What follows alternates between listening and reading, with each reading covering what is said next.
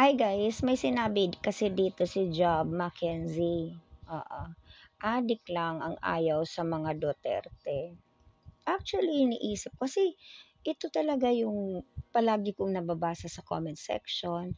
Ito yung palagi kong naririnig sa mga Duterte supporters na pag umaayaw daw kay Duterte, automatic addict.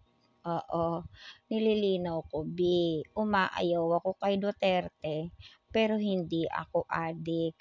Inaayawan ko ang mga Duterte dahil sa pagiging corrupt nila. Maliban do'n, yung style nila sa pagsugpo kuno ng krimen nung siya pa ang nasa administrasyon. Nililinaw ko sa iyo, Job Mackenzie, hindi ako kumukontra sa pagpuksa ng problema ng droga sa Pilipinas. Ang inaayawan ko ay yung proseso paano ito ipinapatupad. Naiintindihan mo ba? So, kung adik lang ang ayaw sa mga Duterte, sasakyan natin yan. Maaari ko din bang sabihin na mahal si Duterte ng mga drug lords? Pwede ba? Naiisip mo ba kung sino ang katabi niya sa picturan? Sino si Michael Yang? Oo, 'di ba?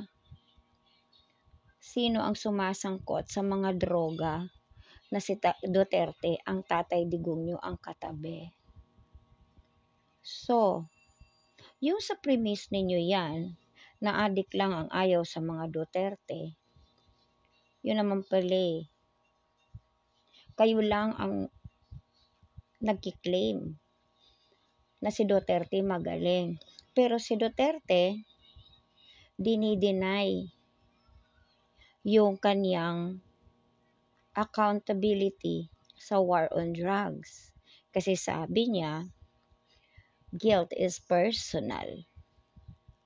So, dapat hindi nyo i-claim yun dahil hindi naman siya masyado pinupuksa. Kinakalimutan nyo naman yung siya ang pagiging chief of staff niya. 'Di ba? Saan kayo dyan? Anong gusto nyong iparating? Ha?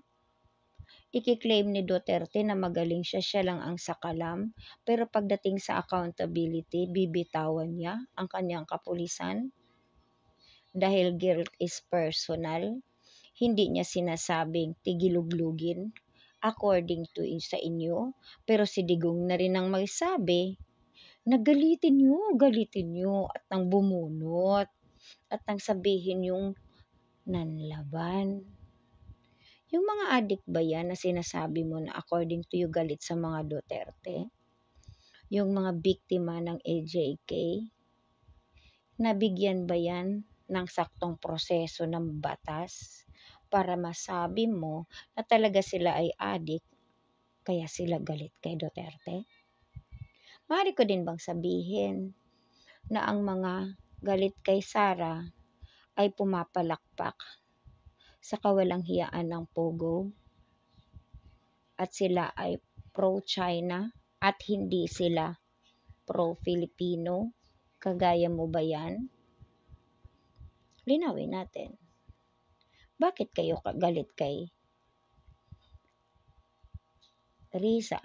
Dahil si Risa, nandun siya sa kapakanan ng mga kabataan, ng mga kababaihan. Kaya niya nasikuwati si Senyor Aguila. Kaya niya nasikuwati ang kagaya ni Kibuloy. Dahil ayaw niya ng minumolestiya.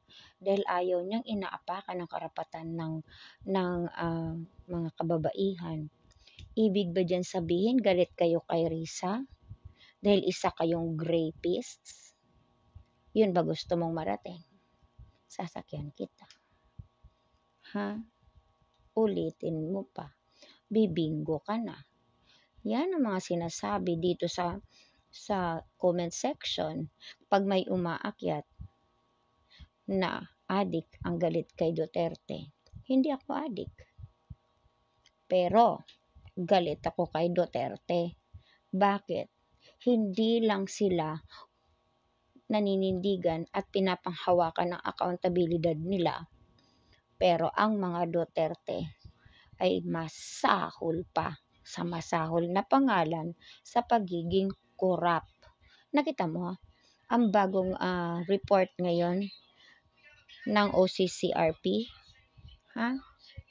Ito yung organisasyon na nagche-check ng krimen at ng corruption sa buong mundo. Winner ang Tatay Digongyo noong 2017. Ha? Isang taon pa lang siyang naupo, ang galing na ng pagiging korap, ng pagiging walang ginawa sa krimen ng bansa. Winner. Check mo yan. So ikaw ba, Job Mackenzie, galit ka din ba kay Riza Ontiveros? Nagalit sa mga nangangapak at nangmumulistya ng mga kabataan? At hindi nirerespeto ang karapatan ng kababaihan? Rapist ka din ba?